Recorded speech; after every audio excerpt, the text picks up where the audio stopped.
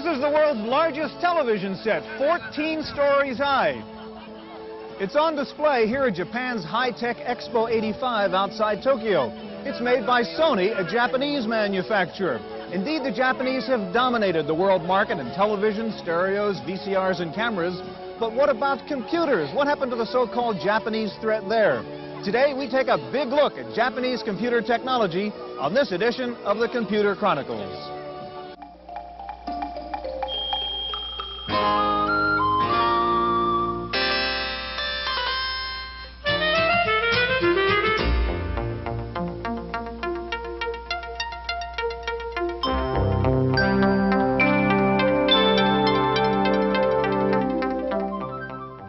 The Computer Chronicles is brought to you in part by McGraw-Hill, publishers of Popular Computing magazine, featuring microcomputer applications that increase productivity for managers and professionals.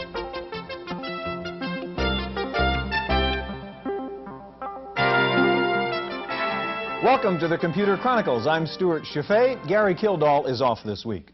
Last week, we went to Japan to take a look at Japanese computer technology. This week, we have part 2 of our review of Japanese high-tech. What we found in Japan was an absolute fascination with technology in general and robots in particular. All this was very evident when we went to visit the Japanese High-Tech Expo 85 in Tsukuba, also known as Science City. About an hour's train ride north of Tokyo is Tsukuba. Once a small town, it has become the showpiece of Japan's reach into the future. It is now the host of 2 centers of intensive activity, one for research and one for show. The first is Tsukuba Science City, part of a far-reaching scheme begun over 20 years ago to combine the best of Japan's research facilities with new universities and high-tech manufacturing. By concentrating labs, mines, and money, the government hopes to create the ideal environment for scientific breakthroughs. Transferring the new technologies to daily life is left to private industry, sharing the results of long-term research. Part of the grand scheme of Tsukuba seems to be influenced by the Japanese fear that the younger generation is not interested in science careers and that Japan's educational system is holding back the development of original thinkers. Tsukuba's other showpiece is small on research but big on spectacle. Expo 85 is a giant high-tech show of the future with a good dose of science fiction. It's hard to pinpoint Expo's goal. The futuristic buildings and costumes have a comic book style, and Walt Disney seems to have influenced many of the exhibits.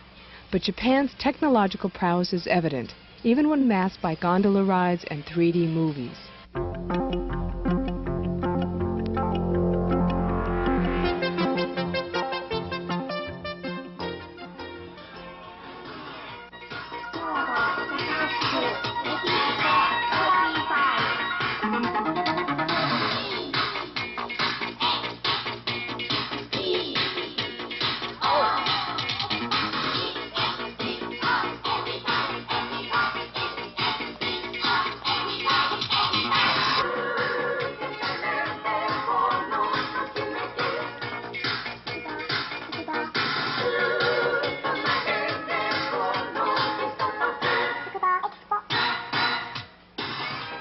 Dancing humanoids,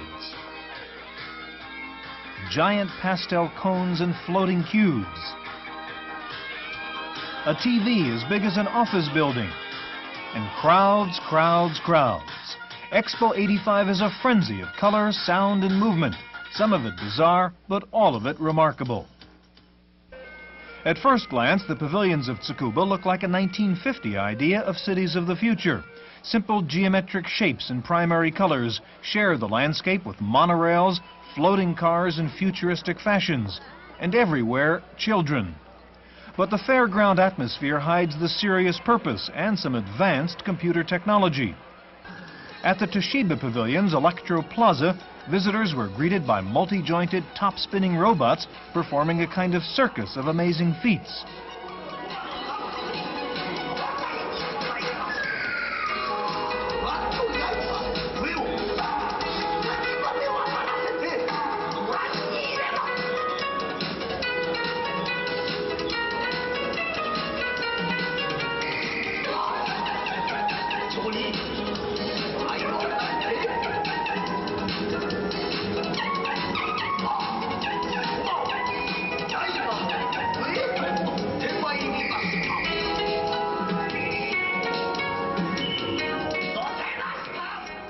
touch-sensitive robots are accompanied by an 8-jointed inspection arm, the first of its kind in the world. Equipped with a total of 104 sensors, it boasts 18 degrees of movement and a CCD camera to watch over the other robots.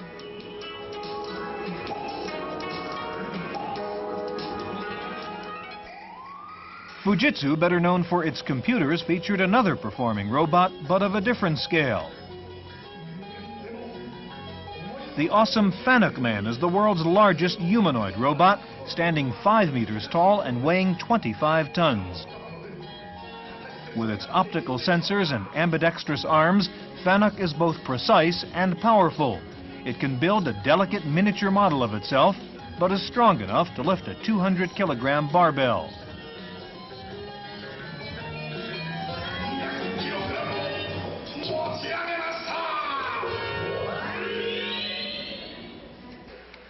Almost as popular as Tsukuba's robots were computerized translating devices, including Fujitsu's automatic multilingual news service. From a live news feed originating in English, this prototype system provides instantaneous translation into French, German, and Japanese. The NEC Corporation went a step further, demonstrating live simultaneous interpretation. We want to go back to this hotel as soon as possible.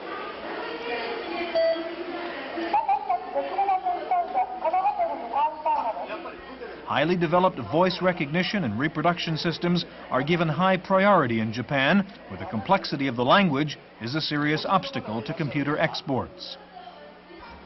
Language was also a concern at one of the biggest foreign pavilions, that of the Soviet Union. Behind the socialist realism and the model space station was an ordinary-looking PC with some unusual talents. 0. Okay. 7. Okay. 8. Окей. Эта система синтезирует произвольный текст на русском языке. This machine synthesizes several Indo-European languages. It can understand 200 different commands and answers to the voice of the operator.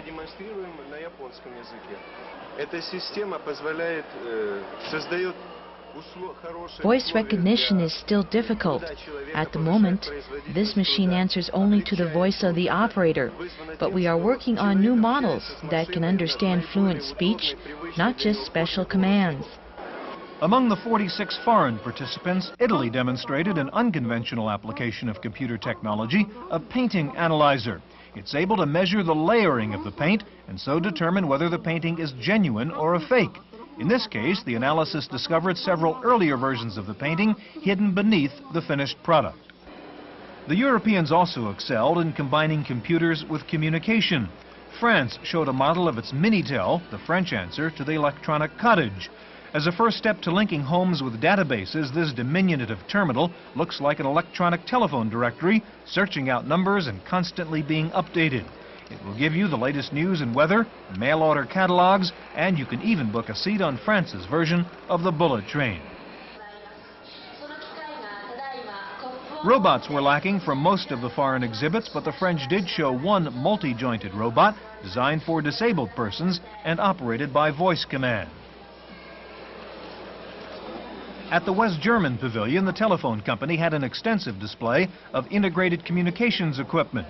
Relying on the future digitizing of transmission lines, the Deutsche Bundespost demonstrated its multi-service terminal, combining high-speed telefacsimile, digital picture transmission, and voicemail. You have 2 messages. The Japanese telephone company NTT showed its own plan for future telecommunications, also dependent on a digital switching system. It features picture transmission and a video phone. Japan has just finished laying optical fiber cable the length of the country and has begun facsimile and sketch phone service to some cities. Public telephones using a kind of cash card are already common in Tokyo. The latest video phone technology was overshadowed, literally, by Expo's other television novelty presented by Sony. A color TV with a 25 by 40 meter screen, about 10,000 times larger than a typical home set.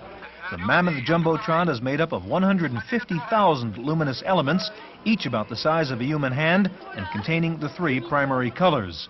Digital picture images are sent to respective sections of the screen by a central computer. Unlike conventional TVs, the picture elements emit light constantly, making it visible even in bright daylight. Japan Airlines' contribution to Expo 85 was, of course, in new transportation. The HSST, a kind of bullet train without wheels. It rides above the track on a magnetic cushion at speeds of up to 300 kilometers an hour.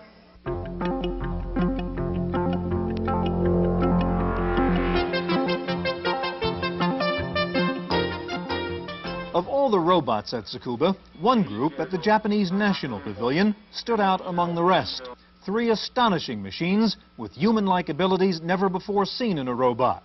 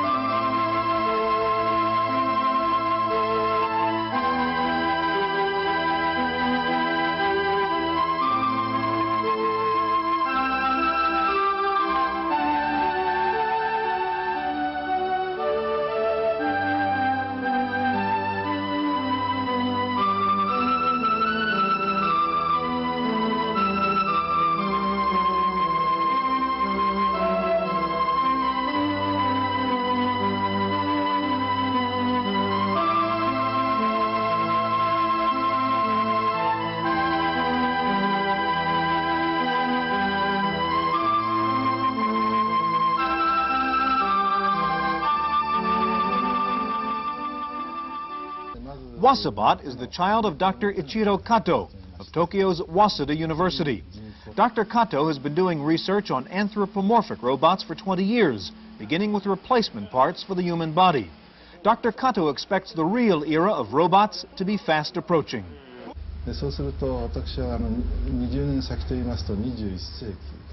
In 20 years, we will be in the 21st century. At that time, I believe, we will be in the real era of the robot. Robots will be more than just factory machines. We will have personal robots for offices and homes. But current factory robots are not very flexible. For robots to be able to perform a variety of tasks that humans can do, they will have to resemble humans in both shape and action. Wasabot is human-like in more than just appearance. Controlling his movement are 80 microprocessors arranged hierarchically, like the human nervous system. Wasubot's arms and legs have 50 degrees of movement, more than any other existing robot. In each joint is a one-chip microcomputer. 50 of the chips form a software servo system. This takes the place of hardware to obtain feedback. Wasubot is made up of systems: right arm and leg, left arm and leg, the sound and the vision. It is a 30-structure model that works from the top down like a human being. Compared to a synthesizer, Wasabot's human-like approach to playing the organ may seem like the most difficult way for a computer to create music, but there is a reason for the circuitous method. We chose to do it this way for a simple reason: to establish the basic technology for robots of the 21st century. We have succeeded in giving Wasubot the 2 necessary functions: strength and skill. The balance of strength and skill is evident in another of Dr. Kato's creations, a walking biped robot. Weighing 120 kilos, the biped needs tremendous strength just to move.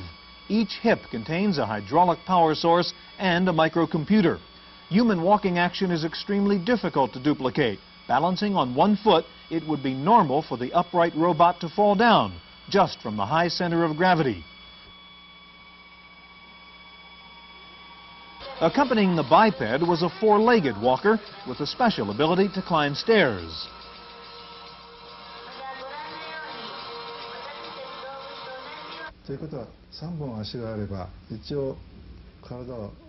You only need one leg to move, so three legs are always supporting it. Compared to the biped robot, the quadruped is a very simple machine. It is like early human beings, who used four limbs and later used their arms for culture and civilization. By watching these robots, you begin to appreciate the difficulty of the human mechanism. To Dr. Kato, personal robots of the future will follow naturally behind other 20th century inventions. After the family car and the personal computer comes the personal robot. But he sees some obstacles along the way. The advance of technology will accelerate, and I don't think anything will stop it. But when it comes to the society that will use that technology, individuals may not be able to change their consciousness as rapidly. If this gap gets wide enough, it could be catastrophic. We must find a way to change how people will react. To Dr. Kato, the industrial robots on display at Tsukuba are just new kinds of automatic machines, adept at tricks and entertainment. But in spite of their appearance, and sometimes because of it, they seem to possess uncanny human talents.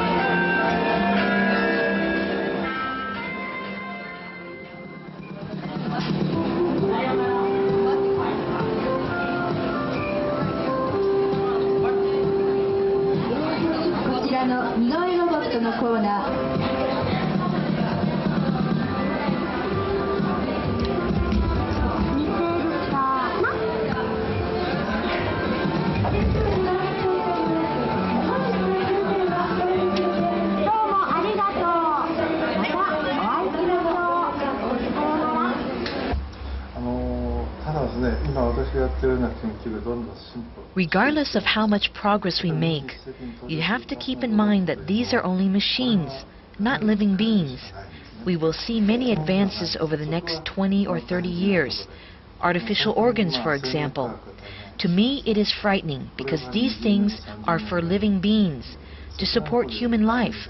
But robots are only machines. That's the basic difference.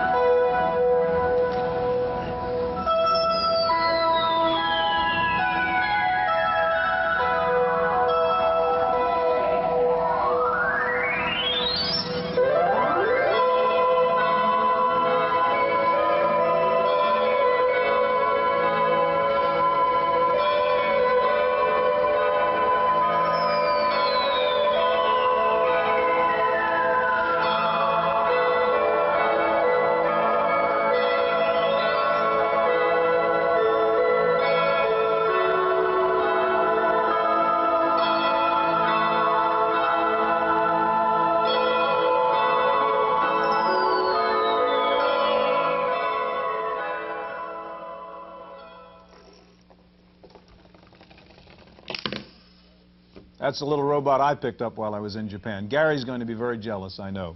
So, will robots be doing the vacuuming, the shopping, all the dirty work in the future? Our commentator Paul Schindler has some thoughts on that. Oh, I was just working on my robot practice. You know, you've seen on the show what the Japanese are doing in robotics. They're so far ahead of us, it's hard to see their dust from where we are. You know, they got that lead because they had to have it. Japan has a labor shortage. Now, someday, when all of us baby boomers get older, we'll have a labor shortage in this country, too. But I'm not worried about the Japanese lead in robotics. They need robots right now. We don't yet. When we need them, we'll simply unleash that old-fashioned American know-how, roll up our sleeves, and steal every robotic idea in Japan that's not tied down. You know, I'm kind of looking forward to that day around the turn of the century when Japanese newspapers are full of stories about Americans imitating, not innovating, in robotics. Since the Japanese culture is better attuned to irony than ours, they'll probably appreciate the turnabout. We probably won't. So 3 cheers for the Japanese, who already know what we must still learn, that manual labor is best done by machines. That's my opinion. I'm Paul Schindler.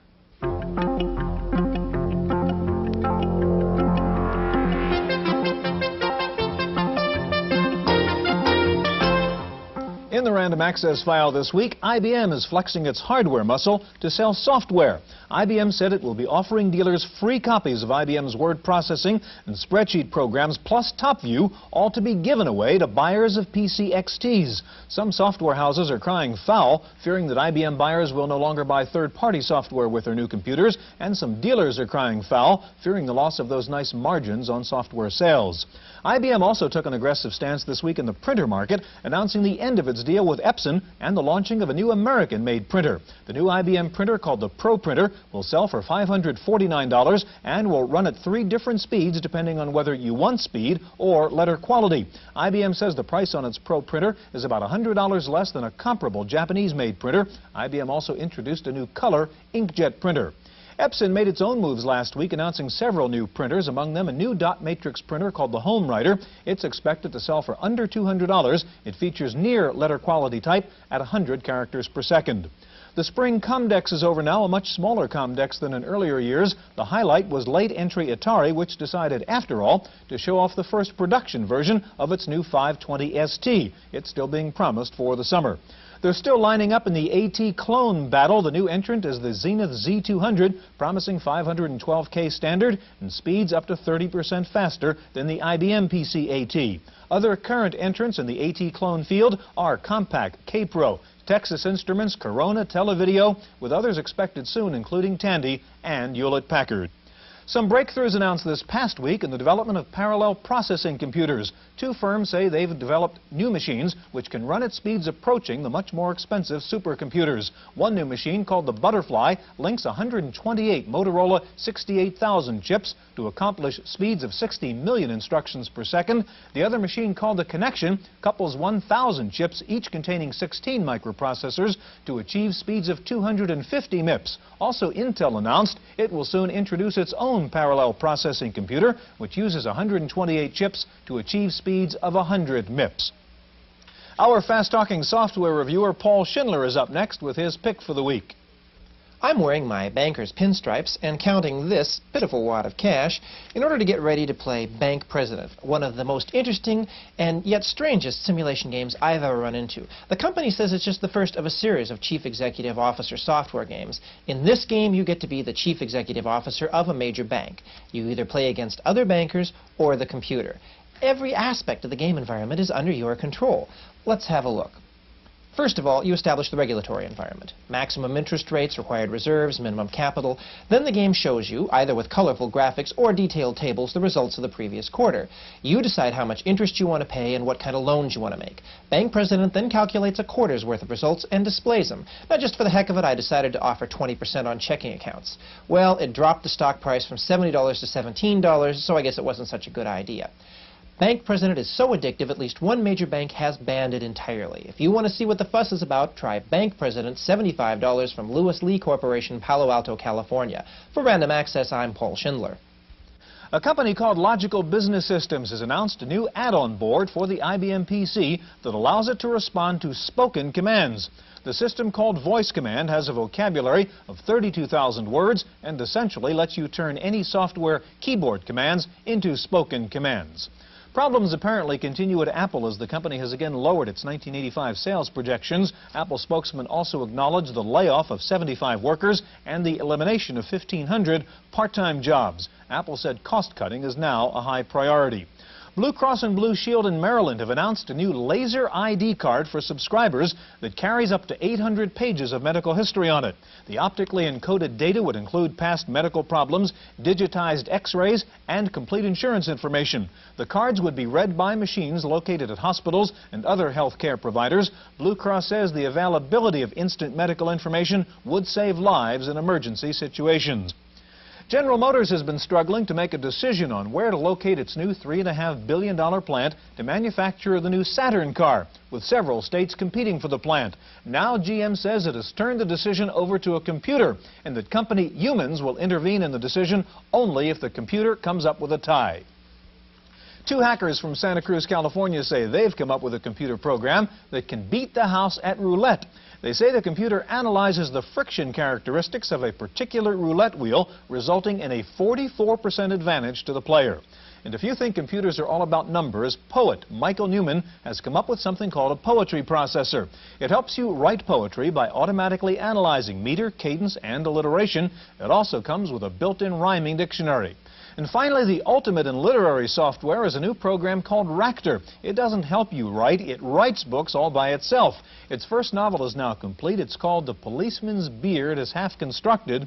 Early on, Ractor writes, quote, "Reflections are images of tarnished aspirations." I don't know what it means either. That's it for this week's Computer Chronicles. We'll see you next week. The Computer Chronicles was brought to you in part by McGraw-Hill, publishers of popular computing magazine, featuring microcomputer applications that increase productivity for managers and professionals. Hotel accommodations in Japan provided by the Capital Tokyu Hotel, a member of the Tokyu Hotel chain, with hotels throughout Japan and the Far East. Air transportation courtesy of Japan Airlines, providing service to 33 countries around the world.